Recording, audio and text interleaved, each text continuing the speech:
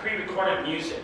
So it could be Tokyo Ondo with the Tokyo song or some other song, and it's very kind of typical of the culture today in the Obo Festival in Japan. So you'll see that with just one drum.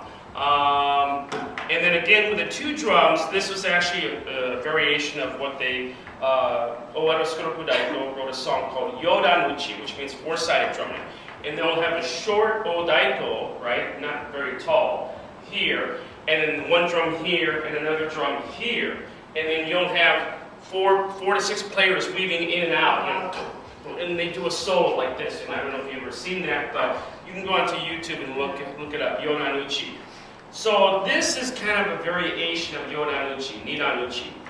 And Yodanuchi, a lot of groups started playing it, and there was some controversy because the group in Japan didn't want groups in the United States to play their copyrighted material.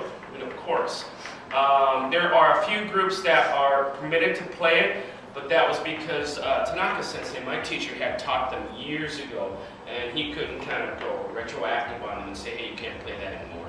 So there are a few groups that play it, just a handful, like 3. 1, 2, 3.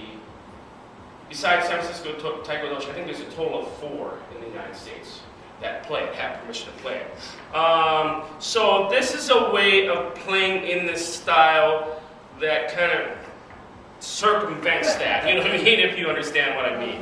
It's a very popular style. Okay. What we're going to do is we're going to go down the line, but I want to first show you some cues as far as how to hit the slant drum, especially between 2 drums. And I think that maybe we'll just start with, well, we can do 2 drums. So the basic stance, or the kamae, right, is on the same line, okay, with your toes pointed out, and you want to have a fairly wide stance, about 3 feet apart, right here. And what you do is you can kind of step out, and you're just shifting your weight. So just try shifting your weight back and forth. Good. Yeah. All right. Now, as we shift our weight, when you shift your weight to the left, I want you to turn your torso a little bit to the left, and turn your torso to the right a little bit. Not so much leaning so, but just turning it. You can lean a little bit, but you're just going to shift and turn your torso, right? Because rotation is really important. It's like baseball or golf or anything like this. Just shifting back here, here, here, and you want to rotate from the hana, or the center, right? Back and forth, right. So you really want to shift your weight so that one leg is straight, the other leg is straight. You don't want to be going this much. You really shift it, right? Good, good, good, good, good. All right. All right, so what we're going to do, just for now, we're just going to go do, do, do, do, do, do, do, do. We're going to do 8, but let me show you first of all, we're going to do the 4 basic position on the slant drum. So, from here, you're right in the middle of these 2 drums, right? And as far as distance, you want to be at least a bachi's length away, or a little bit more, depending, right? And when you play, if you're playing with 2 people, you have to play on your half of the drum, center on. If you're just playing by yourself, then you just aim for the center. So from here, we want to extend our arm from here in the same diagonal as the drum, right? And this is going to be our position 1. And position 1 is in front of you. It's not all directly out to the side. It's more in front of you. All right, here. So if you're pointing up there, 1, with your wrist turned over. And then 2, you want to bring your elbow towards the drum as much as you can. You know, you don't have to go too much, but as much as you can. 2, keeping this straight here. 3, you're going to extend and then snap your wrist at the end. And then 4, you're just going to create a straight line from the tip of the bachi to your shoulder. So you have 1, 2, 4, bunch, knee, chi, ich, knee,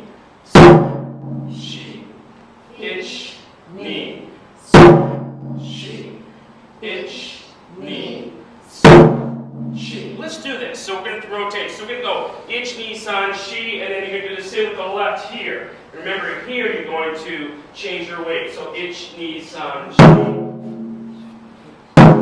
Ich, ni, san, shi. So we're going to do,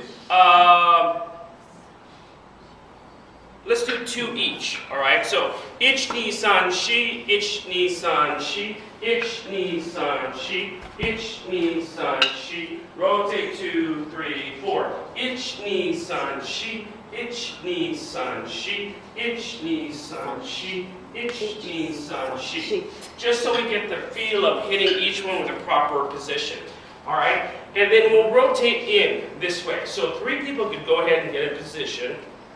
3 people want to get in position? Oh, in there. Okay, so check your stance, right? Good. All right. So we're going to start with the right. Okay, with the right. So, and everybody can count with them. So, ich, ni, san, shi.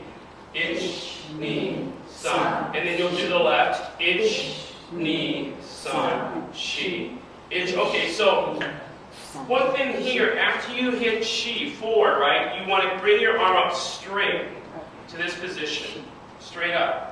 No, but the same diagonal. So you don't want to be doing this, right? We're not doing this. We're going here, straight up, and turn your wrist over. There, and don't point. Okay, all right. Okay, good, good, good. Let's try this slow. So what I'm going to do when I play the G, I'm going to play kind of a swing G, or what we call ukare, swung ukare. Okay, so ich, ni.